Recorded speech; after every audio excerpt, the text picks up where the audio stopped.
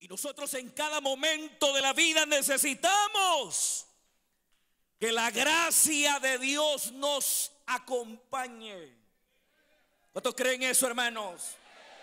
Porque todo lo que recibimos, lo recibimos por gracia. Nada de lo que Dios nos da es porque lo merecemos. Hay personas que dicen: voy a meterme en 7 días de ayuno para que Dios me dé esto. Entonces, y cuando lo logra, él cree que lo logró por el esfuerzo que hizo, por el sacrificio que hizo. Pero eso no es así, hermano. No hay nada lo suficientemente bueno que nosotros podamos hacer que nos haga acreedores dignos y merecedores de los grandes dones del Dios Altísimo. No hay nada que nosotros podamos hacer que nos haga merecedores, que nos haga dignos de los favores y de los bienes del Dios Altísimo. Todo lo que recibimos, lo recibimos por gracia. Lo recibimos por gracia, porque pecamos. Y el que dice que no peca hace a Dios un mentiroso.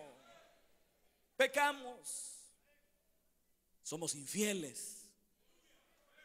Pero la Biblia dice, y por cierto, en las pastorales, aunque fuéramos infieles, Él permanece fiel. Porque no puede negarse a sí mismo. Pero todo lo que tenemos, lo tenemos por gracia. Y por eso nos da fuerzas para continuar en la batalla de Dios. Porque si por mérito fuera lo que obtenemos, entonces ya nos hubiera consumido el Señor. Pero como todo lo que tenemos nos lo da por gracia, eso debe convertirse en un estímulo para nosotros de seguir peleando la batalla de Dios a pesar de nuestras imperfecciones. Porque confiamos en su gracia, nos apoyamos en su gracia.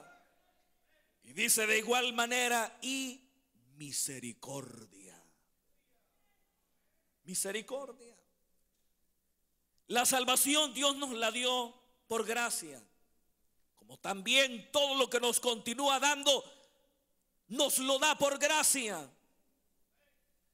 Pero de igual manera, la misericordia divina fue un actor o jugó un papel y sigue jugando un papel importante en la vida nuestra.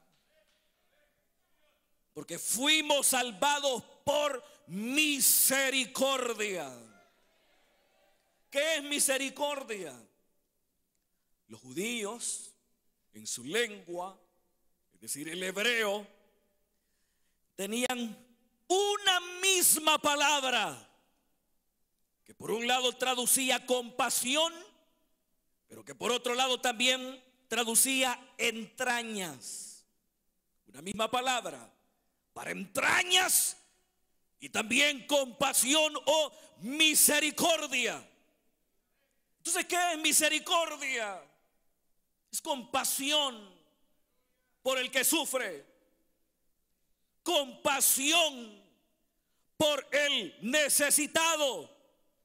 Pero no solamente la palabra misericordia agota su significado en ese sentimiento que nos hace sentir compasión por el necesitado, sino que también misericordia incluye una acción a favor del que sufre. Entonces, que Dios también tenga misericordia de nosotros, hermano. ¿Cuántos dicen amén? Que ahí vamos batallando, que de pronto, hermano, dolores, sufrimientos a causa de la fe, situaciones dolorosas que no hemos provocado, situaciones dolorosas e injustas que algunas veces vienen sobre nosotros, no por causa de ser malhechores, sino a causa de la fe en Cristo. Sufrimientos, porque el creyente sufre también.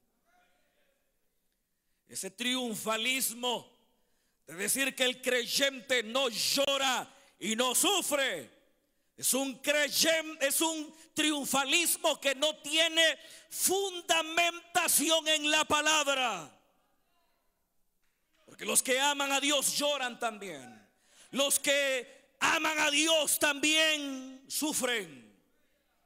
Y ese es el por qué Jesús llama también: bienaventurados a los que lloran, bienaventurados a los que sufren persecución por causa de la justicia. Y en este camino también hay que ir contra la corriente. Y cuando se va en contra de la corriente, se sufre, se llora. Y el encargo que se está presentando acá para un Timoteo es un encargo duro, porque entre otras cosas tiene que sufrir penalidades como buen soldado de Jesucristo. Tiene que batallar contra todos aquellos que ponen en tela de duda la autoridad de las enseñanzas de Pablo. Tiene que sufrir. Y por eso Pablo dice: misericordia. En otras palabras, que Dios se siga compadeciendo de ti. Fíjese que casi siempre, hermano, cuando nosotros utilizamos la palabra misericordia, la utilizamos para alguien que ha hecho algo malo delante de Dios. ¿No es cierto? Y de pronto nos cuentan de algún hermano que hizo algo que no estaba bien, o está haciendo algo que no está bien, y uno dice: que Dios tenga misericordia. Y es verdad, que Dios tenga misericordia, pero también de los que son fieles y que aman a Dios y que están sufriendo penalidades como buenos soldados de Jesucristo, también que de esos el Señor tenga misericordia, que se compadezca de nosotros.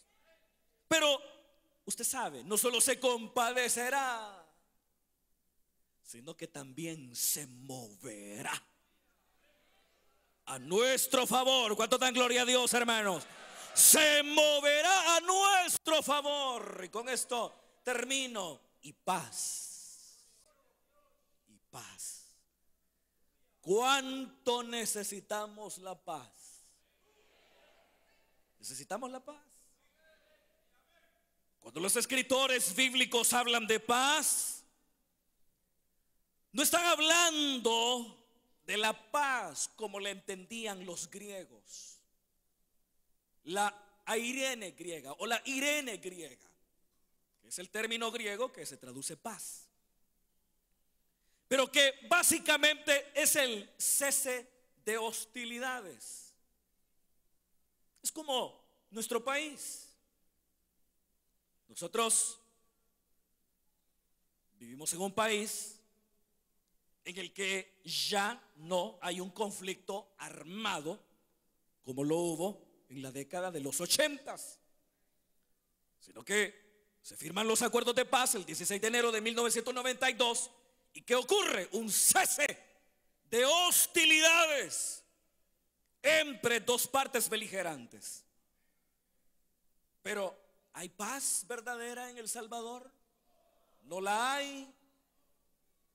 Pero cuando los autores bíblicos hablan de paz, No están entendiendo el término como lo entendían los griegos, sino que estaban entendiendo el término como lo entendían los judíos, la shalom. Y que es una paz completa y que llena la totalidad de la vida humana. La totalidad de la vida humana. Cuando una vez al mes oramos por la paz, no estamos orando por la paz como se le entendían los griegos. Estamos orando por la paz como le entendían los hebreos. Como le entendían los hebreos. La paz de Dios, una paz completa. Una paz como el mundo no la puede dar. Esa es la paz que Cristo da. Una paz que el mundo no puede dar. Y que empieza cuando el pecador le abre su corazón a Jesucristo. Porque si hay algo que no le permite al pecador tener paz, es el pecado. Es estar lejos de Dios.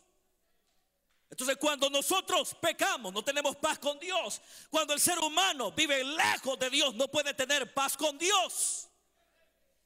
Pero cuando el pecador cree en Jesucristo, ocurre lo que el apóstol Pablo escribe en su carta a los romanos: justificados pues por la fe tenemos paz para con Dios por medio de nuestro Señor Jesucristo. Necesitamos paz en medio de la tormenta, en medio de la adversidad. ¿Cuántos tienen adversidades? ¿Cuántos están batallando? Están en medio de una tormenta o probablemente están en medio de un huracán. Necesitamos paz. Deposite sus cargas en el Señor. No ponga sobre sus hombros lo que no es capaz de llevar. Deje que los amplios y poderosos hombros de nuestro bendito Salvador cargue todas aquellas cosas que no podemos cargar. Necesitamos paz, una paz profunda en medio de la adversidad, una paz incomprensible para los seres humanos. Y por eso la Biblia dice que es una paz que sobrepasa todo entendimiento, porque los seres humanos no pueden entender cómo alguien en medio del dolor y la adversidad puede tener paz interior. Pero esa paz solo la puede dar el Señor. Amén. Solo Él la puede dar. La gracia, la misericordia y la paz solo se obtienen a través de Cristo.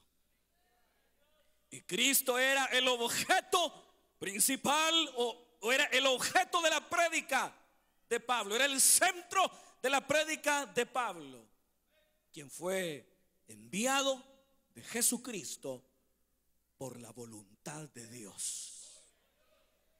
Así que como dice la primera carta, y con esto termino, esta es la verdadera gracia de Dios en la cual estamos.